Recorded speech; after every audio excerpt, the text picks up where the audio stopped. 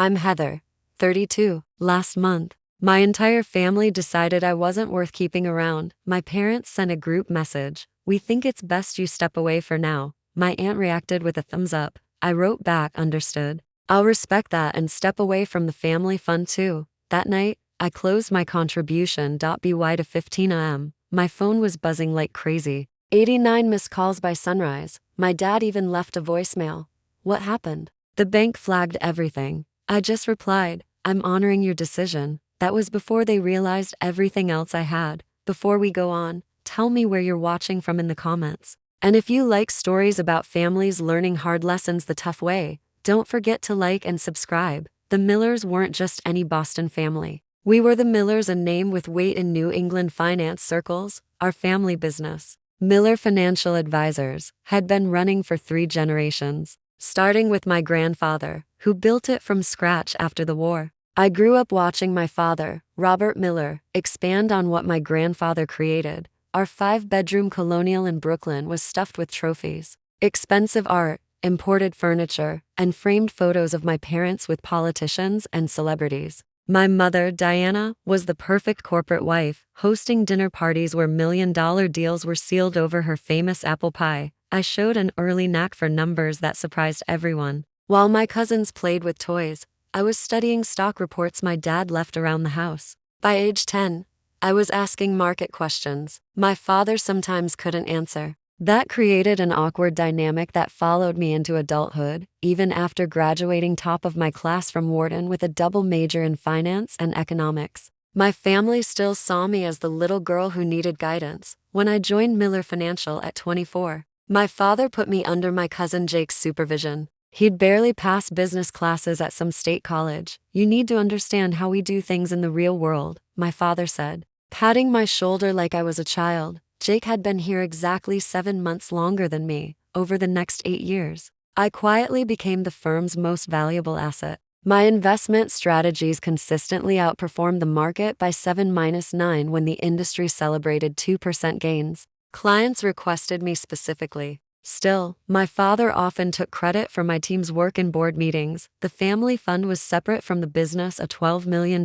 pool for ventures, vacation homes, whatever. My contribution had grown to $4.2 million, almost 35% of it. What no one knew was I'd been quietly building my own portfolio since college. While they vacationed in the Hamptons, I met startup founders and angel investors. While they bought luxury cars, I bought minority stakes in tech companies. Last Thanksgiving, my Uncle William made a toast. "Here's to the Millers, all pulling our weight and sharing rewards equally." Everyone cheered. Even though my division had made 62% of the company's profits that quarter, I smiled, glass in hand, and made a mental note to speed up my exit strategy. Family meetings were monthly, in the mahogany-paneled conference room downtown. I'd present detailed analyses and growth projections, only to have Uncle Richard interrupt. "That's all very technical, but what does your father think?" Mom would pull me aside afterward with well-meaning advice. "Honey, men don't like women who sound too smart.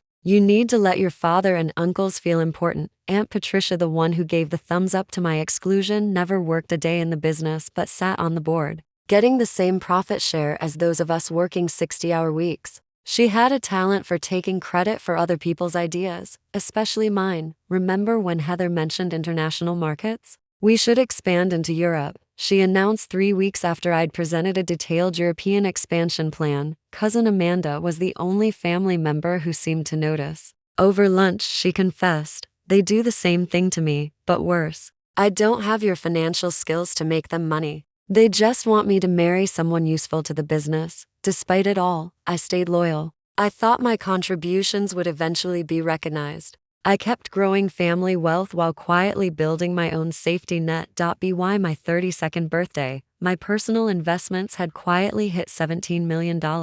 I kept it to myself, bought a brownstone in Back Bay under an LLC, renovated the home office with top-tier tech, and hired a small loyal team under strict NDAs. I secured patents for financial algorithms I developed on weekends. I never flaunted my success, drove a modest car, lived below my means, and still showed up at Miller Financial to make money for people who didn't appreciate me. Call it strategic patience or conflict avoidance. Either way, it was about to change. The quarterly planning meeting last month started like any other. The extended family gathered, Dad at the head of the table. I had a presentation ready, an investment strategy that could boost high net worth client returns by 12%. As I handed out reports, cousin Jake strolled in 15 minutes late, carrying nothing but a coffee and his phone. "Sorry I'm late," he said, not sounding sorry at all. "I was just wrapping up a call with the Donovan account." The Donovan account was mine, but I'd asked Jake to sit in while I finished quarterly projections. Dad beamed. "No problem, son. Client relationships come first. Why don't you tell us how that went before Heather starts with all her numbers?" And just like that, the first 20 minutes were spent on Jake taking credit for 6 months of my work. I watched quietly as family members nodded along, impressed. When it was finally my turn, I barely got through slide 2 before Uncle Richard interrupted. "This seems unnecessarily complicated," he said, dismissive. "Our clients trust the Miller name because we keep things simple and reliable." And Patricia nodded. "Exactly. All these algorithms just confuse people." I took a breath. "Actually, our client surveys show they want more sophisticated approaches. The market's changed. If we don't adapt, we'll lose accounts to firms embracing new strategies." Dad tapped his pen in patience. "Heather, theory is one thing. We deal in practical realities here." I kept my voice even. "I've already tested this with the Westfield portfolio. They saw a 14% return in 1 quarter." A pause. "Then, you implemented this without authorization." "That's not how we do things. We discussed it last month. You said to handle the Westfield account as I saw fit since it was underperforming. I didn't authorize a full strategy overhaul," he replied. Even though he barely listened, distracted by golf on the office TV, Jake jumped in. "I have a simpler approach we could consider." He had nothing, no slides, no data, not even a notepad. But the family listened for the next 30 minutes as he repackaged ideas I'd presented last year, leaving out key parts. "Now that's the kind of straightforward thinking clients expect from the Miller name," Dad said proudly. "Let's develop Jake's approach next quarter." After the meeting, I tried to talk to Dad privately. "Dad, I'm worried. Jake's strategy has gaps. It could put clients at risk." He was checking sports scores. "Heather, you're too caught up in details. This business is about relationships and instinct, not just numbers. The numbers keep us compliant and actually grow client wealth," I pointed out. He finally looked up. "Your problem is you never trust the family way. Always thinking your fancy degree makes you smarter than everyone else." I was stunned. 32 years old, managing over $300 million, doubling the firm's value in 8 years and still learning. Later, I overheard Aunt Patricia in the break room. "Heather's presentations give me a headache. All those charts, big words. She's trying to make us feel stupid. Robert needs to rein her in." My uncle agreed. "She doesn't understand our culture. Never has." I stepped away quietly, a cold knot settling in my stomach. Back in my office, I closed the door and sat in silence. For the first time, I accepted that no matter what I contributed, I'd never be fully respected in the family business. That night, I skipped the post-meeting dinner, went home to my brownstone, reviewed my personal affairs, confirmed all my independent deals were separate from family assets, checked patents and client contracts. I wasn't planning anything yet, but something had shifted. I needed to be ready. The next week brought more subtle slights and dismissals. In a client meeting, my father interrupted me, trying to translate my tax strategy into plain English, basically oversimplifying it until it was wrong. A staff training. Jake presented one of my risk assessment models as if he'd invented it. My aunt even accidentally left me off an email chain for an important family business discussion. Then came the last straw. I got to the office early on Tuesday to prep for a meeting with our biggest client, only to find the meeting had been moved up and was already happening. Through the glass walls, I saw my father, Jake, and 2 other family members sitting with clients I'd worked with for years. I froze in the hallway as they showed slides I had made. The client nodded approvingly, and my father and Jake exchanged smug little glances. Later that day, I discovered they'd scheduled a strategic planning retreat for the weekend at my uncle's lake house. Everyone in the family leadership team was invited, except me. That night, I sat in my home office until late, staring at my screen, but not really seeing it. Memories looped in my head, every idea I'd pitched, dismissed only to be celebrated when someone else presented it. All the extra hours I'd poured in. All the growth I'd created for a family that would never see me as an equal. Enough. I whispered to the empty room. Whatever came next. I knew I was done being undervalued and overlooked. 3 days later, on Friday afternoon, my phone buzzed. A notification from the family WhatsApp group. Dad had created the group 2 years ago for business chatter. Mostly, it was now golf scores and vacation photos. The message, after considerable discussion among senior family members, we think it would be best if Heather steps away from client management for now. We appreciate her background work, but recent feedback suggests clients respond better to our traditional approach. This isn't permanent, just a chance to realign with the Miller way of doing things. I watched as responses started pouring in. Uncle Richard, completely agree.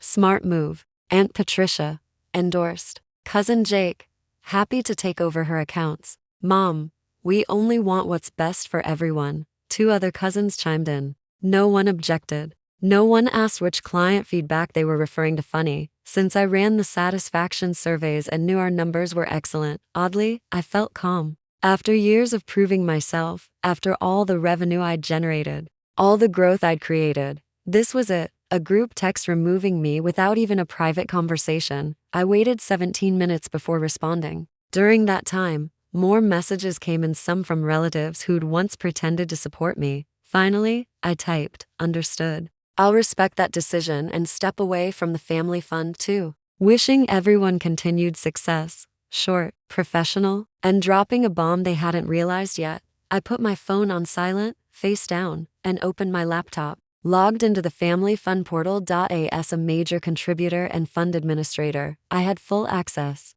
The process was almost too easy. A few clicks, and my full contribution for $2 million plus growth from my investments in the fund, another $1.7 million, was ready to be withdrawn. The system asked if I was sure. I confirmed, then sent a formal email to the family attorney, citing the section of our agreement allowing major contributors to exit with proper notice. Blind copied myself for records. The fund always kept 50% of assets in liquid accounts, so my withdrawal wouldn't fail, but it would immediately change the fund's structure and capacity. Banking alerts would notify all admins of any transaction over 50,000. I was counting on most family members being distracted Friday night, not checking alerts. Done with that, I emailed my private team about upcoming changes and scheduled a Monday morning meeting. Then I went to my home safe and retrieved years of carefully organized documents, patents, client contracts tied to me personally, independent business records, evidence of which investment strategies were legally mine. I made tea and sat looking out at the Boston skyline as dusk settled.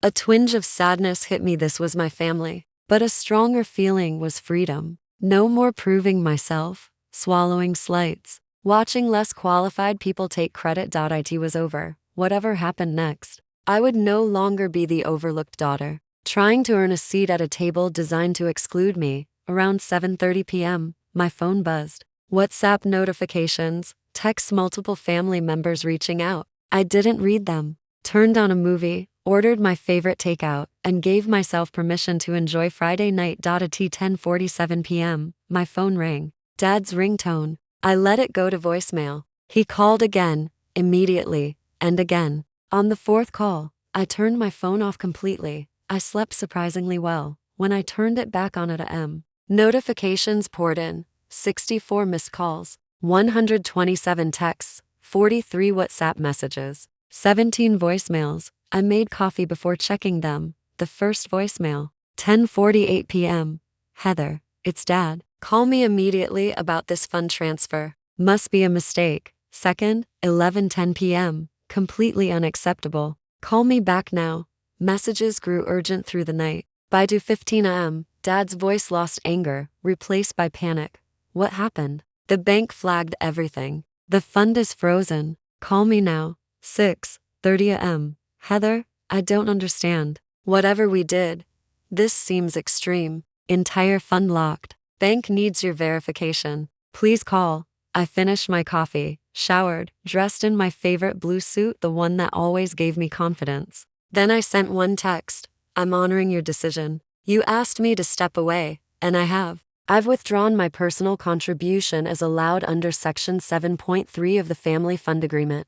The bank freeze is standard for large transactions and will resolve once verification is complete. I'd already submitted all my documentation. Seconds later, my phone rang. I declined. Then I sent one more text. I'll be available to discuss this Monday at 9 a.m. in my home office. The address has been emailed to you. Then I turned off notifications and settled in for the weekend, knowing that across town, my family was just starting to realize what I'd done and that this was only the beginning. What they didn't know was that I had a friend at the bank. Nothing improper, nothing that would break any regulations. Sandra and I went to college together. Now she was a senior manager at the bank, handling our family fund. She couldn't share specifics, but she called me Saturday afternoon. Your family is creating quite a scene, she said, amusement in her voice. Your father's been calling 3 different departments. Your uncle actually showed up demanding to speak with the bank president. I'm sorry about that, I said. Don't be, Sandra replied. From what I can tell,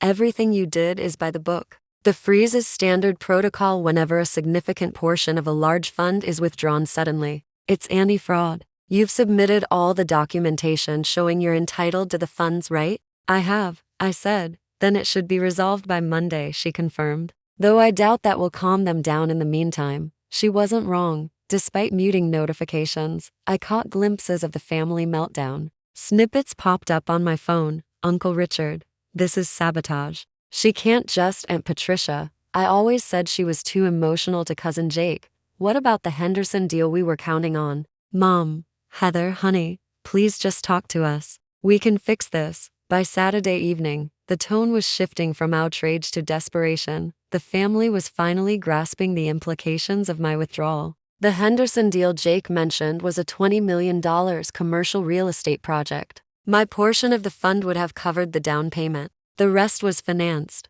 Without my contribution, they were short. The bank freeze meant even the remaining money was inaccessible. 6 months of work, a potential $3 million profit, it was evaporating. Only my cousin Amanda sent a different message. Good for you. They never appreciated what you brought to the table. Want to get coffee next week? I actually smiled and replied with a simple yes. Saturday night brought more calls and messages. Not just family, clients had caught wind of rumors and were worried about their accounts. Apparently, my father had given out my personal number. I spent 2 hours sending carefully worded reassurances, clarifying that their individual accounts were separate from the family fund and entirely unaffected. I added that I'd be happy to discuss their portfolios Monday if needed. I made sure not to disparage the family business or hint at internal conflict. These were relationships I'd built over years. Professionalism came first, even when family was chaos. Around midnight, our family attorney, Jonathan, called.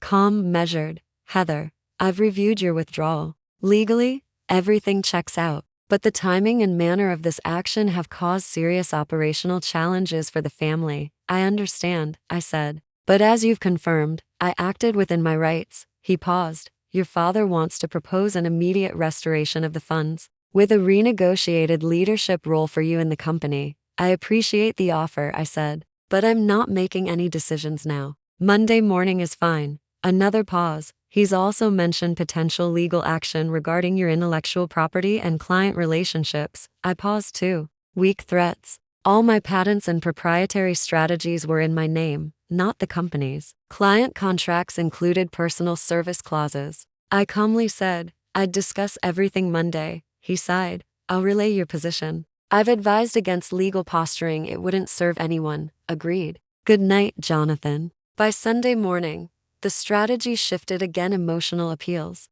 Mom left a tearful voicemail about family loyalty and Grandpa's disappointment. Aunt Patricia, who'd pushed me out, now sent a long message praising my business acumen and stressing women supporting women in finance. Uncle Richard tried a different approach, a gruff text suggesting I was overreacting and needed to let go for the family's sake. I spent Sunday preparing for Monday, organizing documentation, planning my talking points. No revenge. No drama. I just wanted recognition and respect. Sunday night, my home security alerted me to someone at the door. Through the camera, I saw my father, disheveled, his perfectly pressed shirt wrinkled. He looked 10 years older in days. I considered ignoring him, sticking to my Monday plan, but something in his posture made me open the door. Heather, he said, The Henderson deal falls through tomorrow at 9 a.m. without the funds. That's $3 million down the drain. I looked at him steadily. That sounds like a business problem needing a business solution.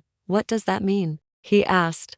I'll help if we're talking business, not family drama. Monday, 9 a.m., my home office. Bring whoever you want from the family leadership. He opened his mouth to argue but saw the look on my face. Useless. 9:00 a.m. he confirmed, then turned and walked to his car. I closed the door, leaned against it, and took a deep breath. For perhaps the first time, my father came to me in need, not the other way around. Tomorrow would be a new kind of family meeting, one where I set the terms. I slept fitfully, waking several times to check the security system. By 6 a.m., I was up. I set up the dining room as a conference space, copies of relevant documents at each seat, coffee brewed, pastries arranged. A professional touch and something normal to focus on. At 8:30, the security system alerted me again. They were early. Through the camera, I saw not just Dad, but Uncle Richard, Aunt Patricia, Cousin Jake, and Attorney Jonathan. The family's full leadership contingent.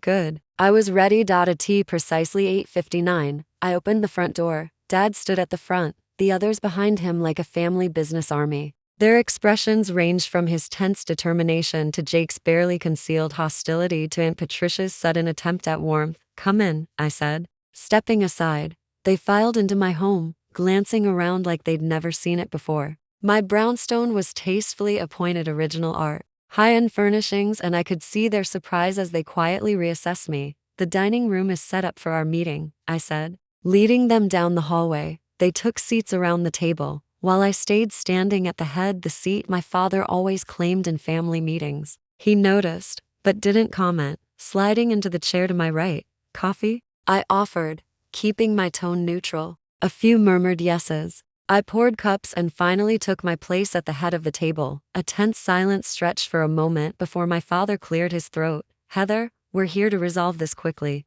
The Henderson deal. I raised my hand, cutting him off, the same gesture he had often used on me. Before we talk deals, we need to address the bigger picture. I've withdrawn my contribution from the family fund, as I'm entitled to do. The bank confirmed everything is proper. The freeze should be lifted by noon. This is ridiculous. Uncle Richard burst out. You're holding the family hostage over a bruised ego because we suggested a different role? I met his eyes calmly. It's not ego. It's about value and respect. For 8 years, I've generated consistent returns above market. My division brought in 62% of company profits. Client satisfaction ratings, the highest in the firm. Yet I was removed from client management via group text, based on feedback that doesn't exist. We were going to discuss it at the retreat. Aunt Patricia interjected. The retreat I wasn't invited to, I said. That was an oversight, my father added quickly. Jake snorted. Come on, Heather.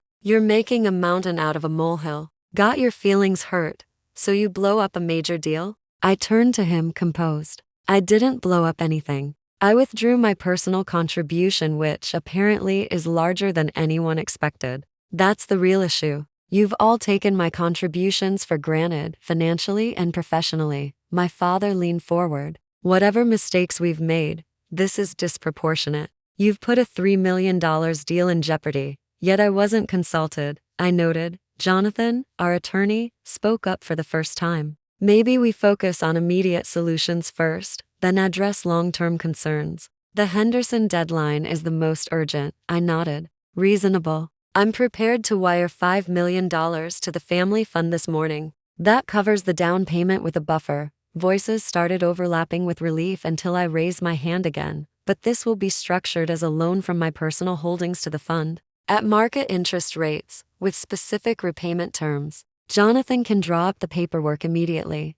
The relief faltered. A loan? My father asked. You're going to charge your own family interest? This is a business transaction, I said evenly. The way you've always insisted things be done at Miller Financial. Market rate financing on short notice to save a deal. Any other lender would charge more. Jonathan nodded reluctantly. She's right. Reasonable under the circumstances. Uncle Richard's face went nearly purple. This is extortion. No, I corrected. This is negotiation. Let the Henderson deal fail, and no one wins. My father studied me, weighing pride against practicality. Fine. he said finally. Jonathan, draw up the loan. But Heather, after this, we expect you back in your role at the company and reinvesting in the family fund. We'll discuss a proper leadership position for you. I shook my head. Not today. This loan is separate. My future role requires a new agreement. Aunt Patricia leaned in, voice soft. Heather, we all say things in the heat of the moment. But we're family. Yes, and family should respect each other, I replied. The group message asking me to step away? That shows how my contributions are valued. Poorly handled, Dad. I take responsibility, he admitted. But we can move past one message. It wasn't one message, I said quietly. It's a pattern. My ideas dismissed until someone else presents them. Achievements credited to the team, while others are celebrated. Judgment questioned despite results. I met their eyes around the table. I've brought millions in profit to this family, and I've been treated like an afterthought. That ends today. Silence fell. For the first time, I wasn't backing down or smoothing things over. Finally, Jake laughed dismissively. This is dramatic. But let's be real, you need the Miller name as much as we need your number crunching. Where do you think you'll go? Perfect. Just the opening I wanted. I smiled. That brings us to the next item. I pressed a button, and the TV lit up with a presentation. The first slide, a logo I designed, Heather Miller Capital Management. I've been running my own investment firm separately for years, I said. Clicking to the next slide, growth charts. My clients enjoy average returns of 17%, compared to 9% at Miller Financial. Shock registered around the table. That's impossible, my father said. You work full-time here. When did you run another business? Evenings, weekends, vacation days I never took, I replied. While you were at the lake house or Europe, I built my own business. Uncle Richard's face went from red to deep purple. This violates your contract. You can't compete with the family business. I slid a document to Jonathan. My contract allows personal investment activities, as long as I don't solicit Miller Financial clients. I've followed that completely. Jonathan skimmed and nodded reluctantly. Technically correct. Clause intended for personal stock trading but broadly written. Next slide, a list of patents. 7 in my name. For financial algorithms and trading systems. They were developed while you worked for us, my father argued. Voice uncertain. On my own time, with my own resources, I corrected. Meticulous documentation proved it. The patents are mine. Next slide, a client list. Modest, impressive, none. Current Miller Financial clients. 27 high net worth clients. Total assets under my management, over $400 million. Jake let out a low whistle. Despite himself, furthermore, I said, moving to the next slide. Current Miller Financial clients have personal service agreements with me specifically. I handed copies to Jonathan. These agreements state that if I leave the firm, clients can transfer their accounts to follow me. Jonathan's brow furrowed as he reviewed the documents. Standard personal service provisions, he said. Many high-end clients insist on them to ensure continuity with their preferred advisor. My father looked stricken. How many clients have these agreements? Clients representing roughly $230 million in assets, I replied evenly. The room went silent again as everyone absorbed the implications. Not only had I built a separate business, but I could potentially take a large chunk of Miller Financial's client base with me. When did you plan all this? My aunt asked, her false warmth gone. I shrugged slightly. I didn't plan it as a strategy against the family. I started building my own business because I realized years ago that no matter what I contributed, I'd never be fully respected at Miller Financial. It was self-preservation, not sabotage. I advanced to one final slide, a comparison between Miller Financial's performance and my own firm's results over the past 4 years. The difference was stark. I'm not sharing this to hurt anyone, I said, softening my tone. I'm sharing it to show that I've earned the right to be taken seriously. I'm not asking for special treatment, just recognition for my results. My father stared at the screen, then back at me. For the first time, I saw something new in his eyes, respect, tinged with regret.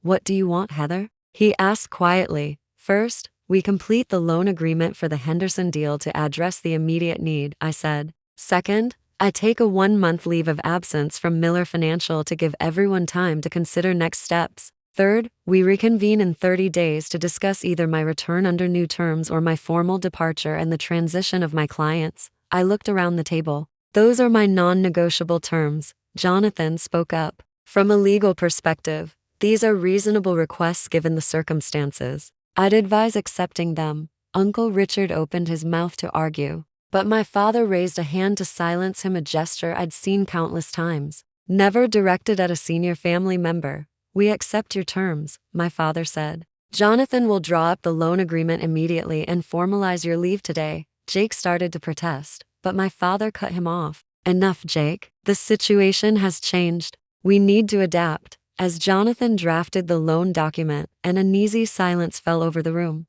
I could see them processing a new reality. I held significant power they hadn't realized existed. And Patricia, ever the political weather vane, adjusted first. Heather, I've always said you're the most talented financial mind in the family. I look forward to seeing what role you take when you return. The insincerity was almost comical, but I nodded politely. Within an hour, the loan agreement was finalized. I signed, and the transfer was initiated immediately. The Henderson deal would go forward, saving the family from embarrassment and loss. As everyone prepared to leave, my father lingered. He looked around my home, taking in the success I'd built independently. I underestimated you, he said finally. I've been doing it your entire life, haven't I? I didn't answer directly. The 30-day meeting would be an opportunity for a fresh start, one way or another. He nodded, looking older and very tired. For what it's worth, I'm proud of you even if I haven't shown it. Thank you, I said, meaning it.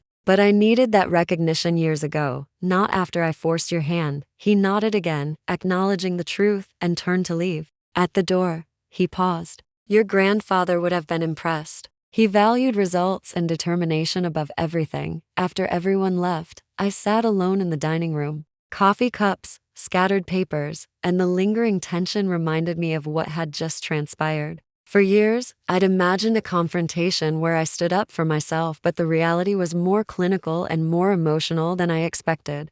I wasn't naive enough to think one meeting solved everything. The next 30 days would be critical for everyone, including me. But for the first time, I had negotiated from a position of strength, not desperation. The dynamics had been permanently altered. I had claimed my value, and no one, not even my father, could dismiss it. The 30 days of leave passed faster than expected. I focused on my business, preparing for any outcome of the upcoming family meeting. Systems were in place for transferred clients, proposals ready for a hybrid arrangement with the family business. I also allowed myself weekends in the White Mountains, dinners with friends, even a little dating, things I neglected while building my parallel career. Cousin Amanda and I met for coffee several times. Away from family politics, she shared her frustrations and aspirations. Watching you stand up to them gave me courage, she said. I've started interviewing with design firms. Haven't told anyone else yet.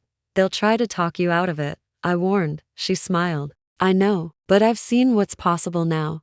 Jonathan kept me updated. The Henderson loan went smoothly. My father implemented some of my strategies with early positive results. Family members made subtle overtures through him, testing the waters for the upcoming meeting. When the day arrived, I chose a neutral spot, a private room at an upscale Boston restaurant. Round table. No head seat for my father. They arrived together, but the energy was different. Gone was the confrontation. My father exuded subdued confidence. Uncle Richard seemed resigned. Aunt Patricia was carefully neutral, Jake uncomfortable but controlled, and Jonathan professional. Two surprises, my mother and Amanda. After pleasantries, my father spoke. Heather, over the past month we've considered the situation. We recognize your contributions in ways we failed to before. We propose a new arrangement acknowledging your value while preserving the family legacy. He nodded to Jonathan, who distributed folders. We're proposing a restructuring, my father continued.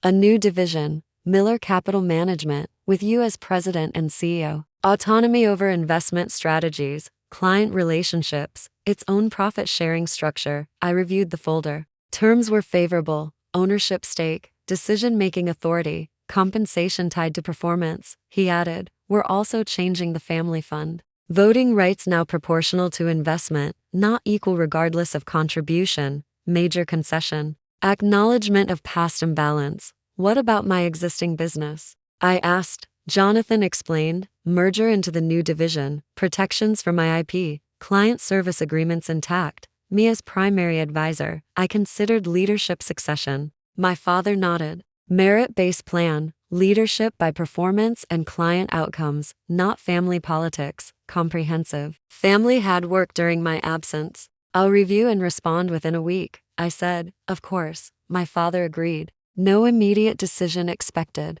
Uncle Richard spoke. Heather, I've been dismissive because your methods weren't traditional. Results speak for themselves. I was wrong, Aunt Patricia. The business needs to evolve. Your generation brings new perspectives. Jake, I've learned a lot reviewing your strategies. Depth I hadn't appreciated. Difficult admissions, but a shift in family dynamics. My mother squeezed my hand, simple, but meaningful. I appreciate the willingness to reconsider, I said. I'll review and respond within a week. Amanda caught my eye with a small smile. At least one family member understood what this meant.